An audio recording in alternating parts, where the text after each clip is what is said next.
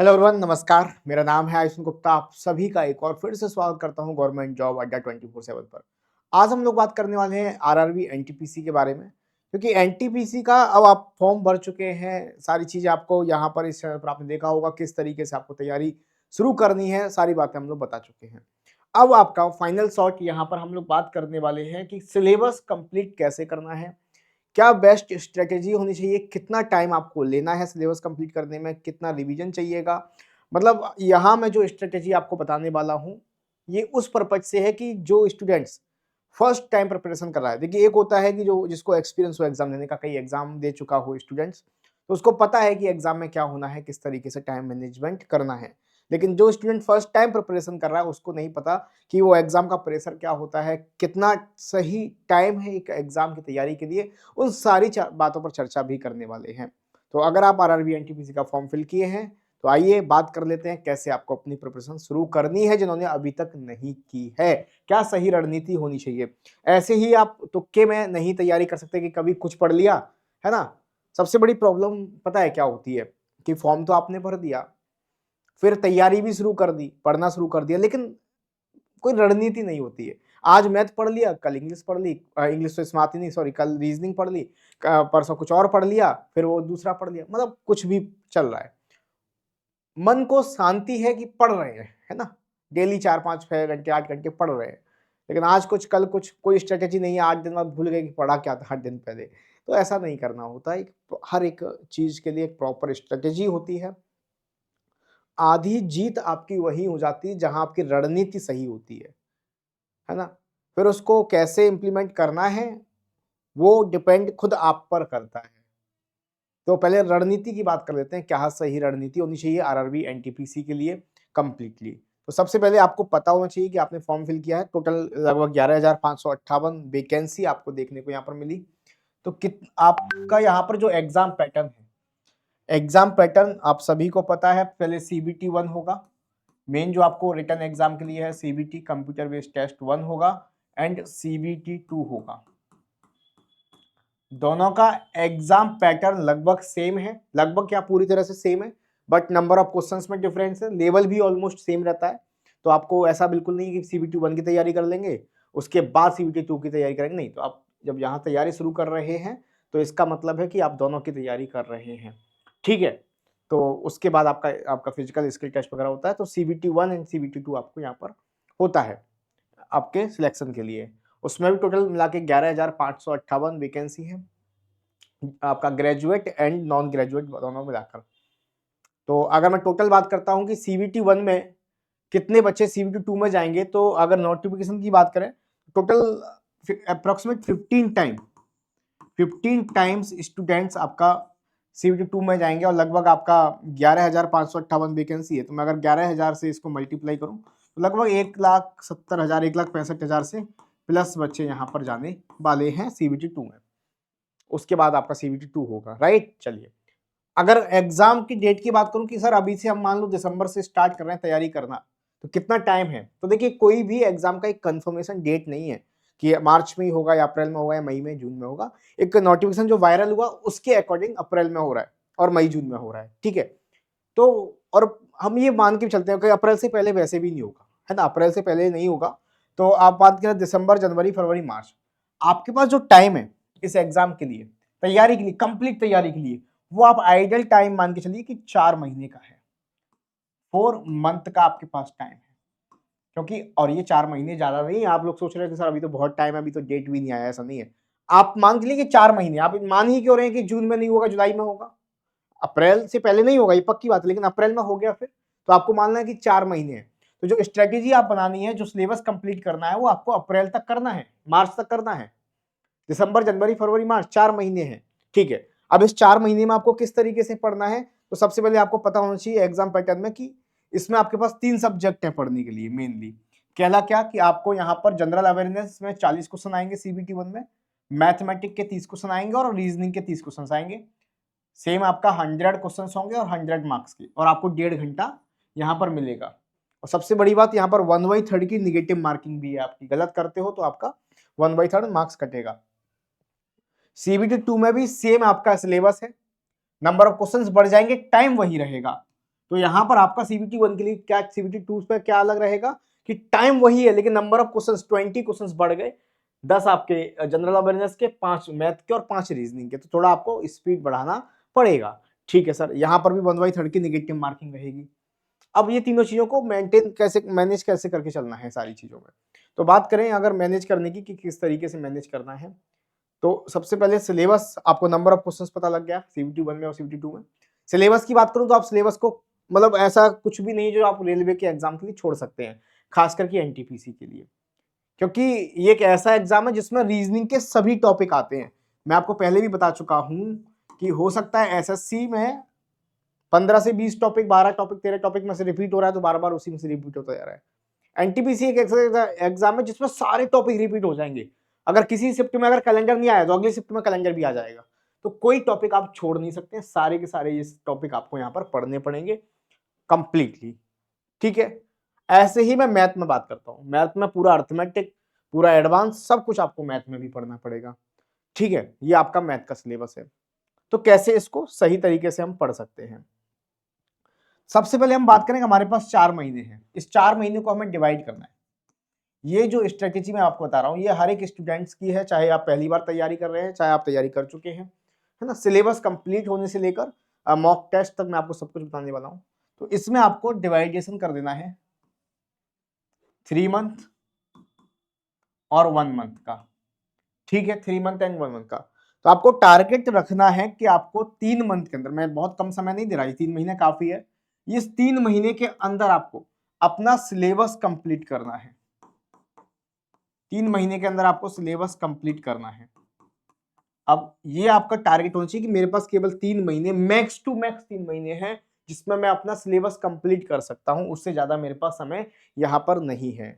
अब इस 3 महीने में आपके पास 3 सब्जेक्ट है पढ़ने के लिए, है ना, रीजनिंग है, मैथ है और जनरल अवेयरनेस है। ठीक है, तो किस तरीके से टाइम देंगे। सबसे बड़ी गलती बच्चे पता है क्या करते हैं, जैसे कि आपका जनरल अवेयरनेस अच्छा है किसी का नहीं होता, चलो मान लो मैथ अच्छा है आपका, तो मैथ अच्छा है तो बच्चे क्या करते हैं, max to max time math को ही पढ़ते हैं क्योंकि मजा आ रहा है। जो चीज हमारे, आप एग्री करते हैं मेरी बात से कि नहीं, जो सब्जेक्ट हमारा अच्छा है हमें उसे पढ़ने में मजा आता है और हम मैक्स टू मैक्स टाइम उसी को पढ़ते रहते हैं।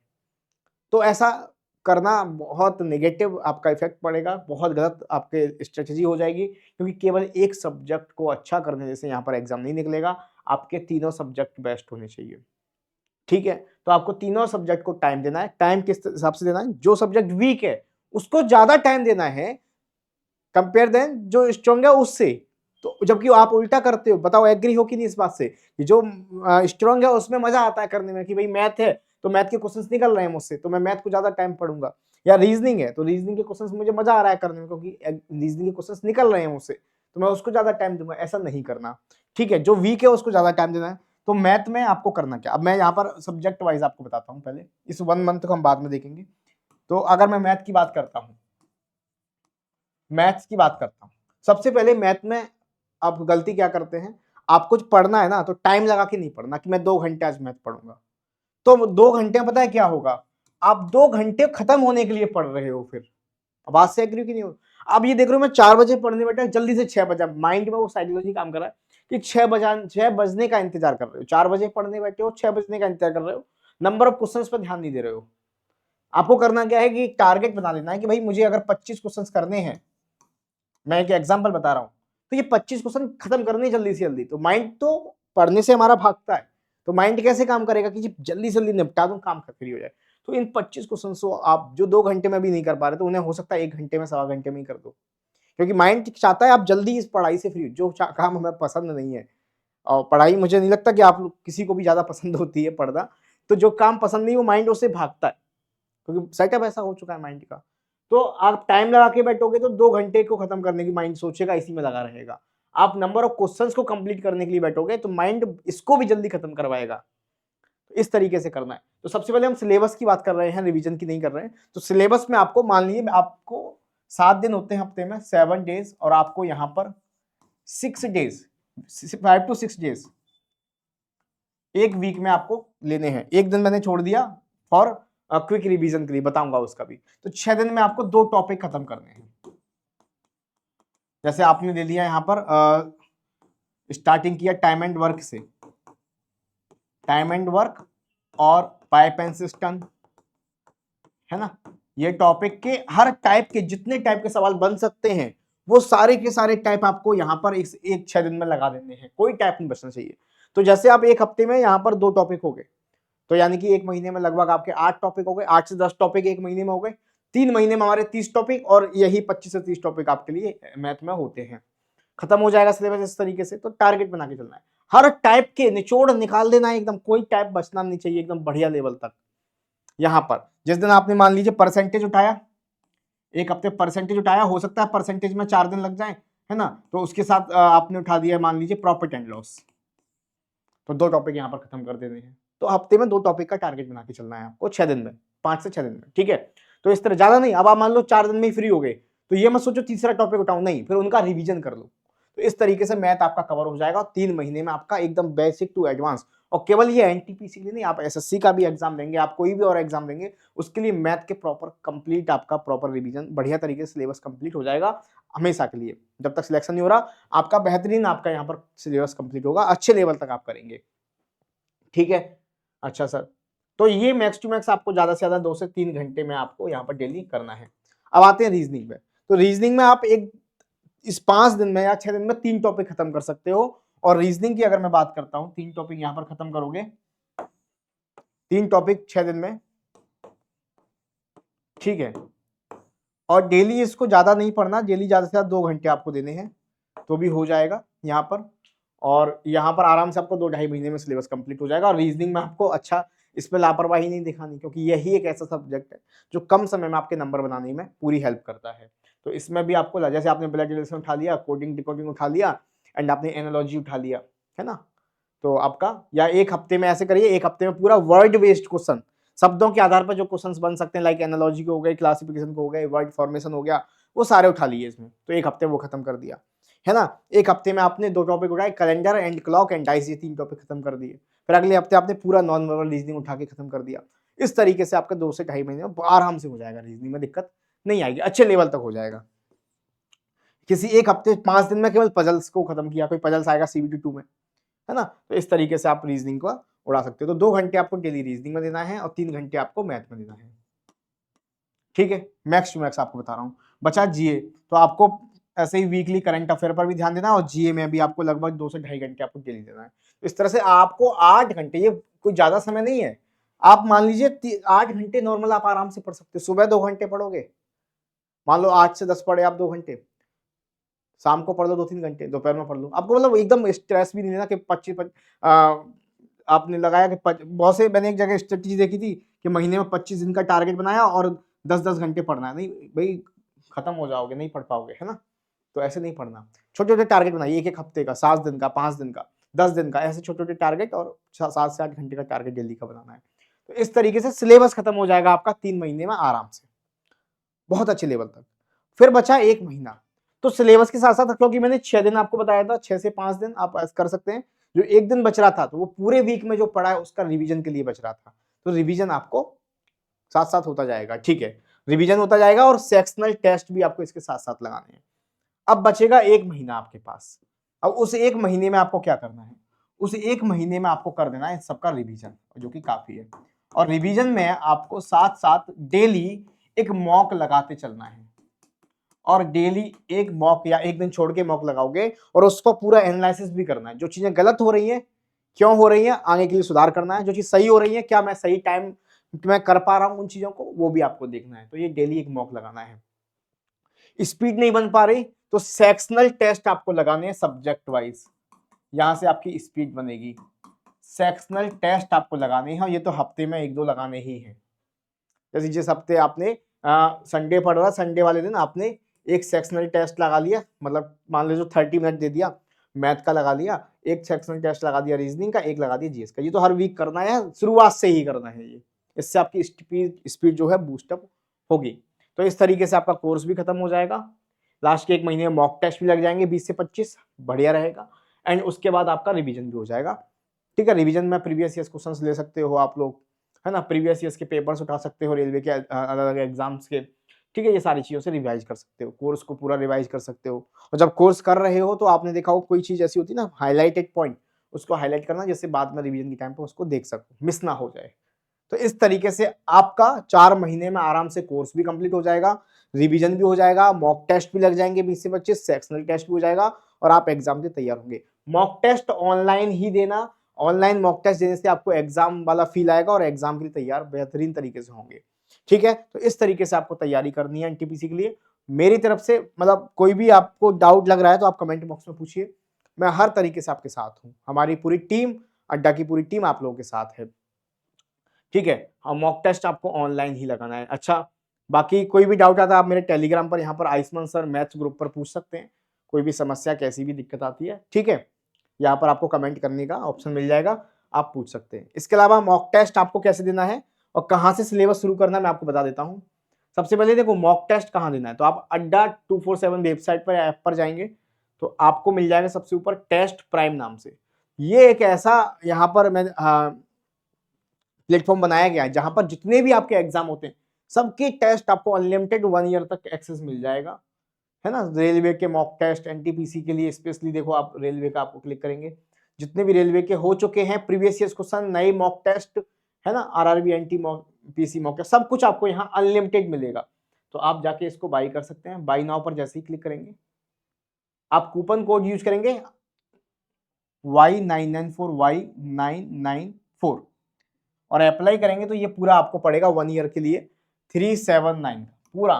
तो आपको मॉक टेस्ट की चिंता नहीं करनी, केवल 397 1 रुपीज पर डे के हिसाब से लगभग पड़ेगा, तो आप इसको आराम से कर सकते हैं। ठीक है, तो online mock test, sectional test, previous year questions की चिंता आपको यहाँ पर छोड़ देनी है, क्योंकि मार्केट से भी कोई बुक लेने जाओगे तो इससे महंगी ही पड़ेगी, है ना। तो आप इसमें आप कंप्लीट कर सकते हैं और आप आगे भी एग्जाम देंगे कोई भी, सारी चीजों का आपको यहाँ पर वैलिडिटी मिल जाएगी। ठीक है, एक्सेस मिल जाएगा। तो कोड आपको ध्यान रखना है Y994। इसके अलावा रेलवे के लिए किस बैच को आप ले सकते हैं, तो बैच के लिए मैं अगर बात करूं तो जैसे आप इस वेबसाइट पर जाएंगे या ऐप पर जाएंगे तो यहाँ पर रेलवे का आपको स्पेशल बैच मिल जाएगा एनटीपीसी का, उसको आप ले सकते हैं।